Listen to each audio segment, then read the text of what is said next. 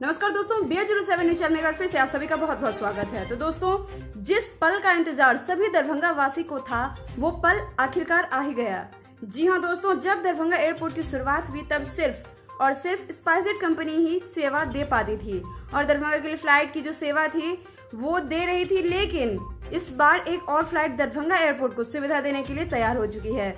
जी हाँ दोस्तों, जिस फ्लाइट की हम बात कर रहे हैं वह इंडिगो फ्लाइट है। लोगों को लंबे समय से इंतजार था क्योंकि स्पाइसजेट का किराया दिन प्रतिदिन बढ़ते ही जा रहा था और वो अपनी मनमानी कर रहा था, जिससे सभी का मानना था कि इकलौता फ्लाइट होने के कारण दरभंगा एयरपोर्ट से इस वजह से फ्लाइट का किराया बढ़ा रहा है। मगर दोस्तों, हम आपको बताते चले कंफर्म कि 5 जुलाई को दरभंगा से इंडिगो की फ्लाइट टेक ऑफ करेगी, जो कि दरभंगा एयरपोर्ट के साथ साथ मिथिलावासी के लिए भी एक शानदार पल हो सकेगा। और जिस तरह से दरभंगा वासियों ने स्पाइसजेट को प्यार दिया और इसी तरह इंडिगो को भी अपनी ऊंचाई पर पहुंचा सके। हम आपको बता दें कि इंडिगो फ्लाइट की शुरुआत 5 जुलाई को होगी और अब इसकी टिकट बुकिंग भी चालू हो चुकी है।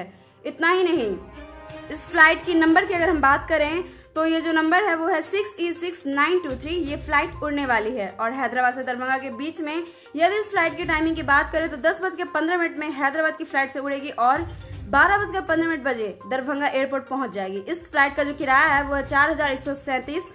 और दोस्तों, इस रिटर्निंग फ्लाइट की अगर बात करें तो उसका नंबर होगा 6E6294।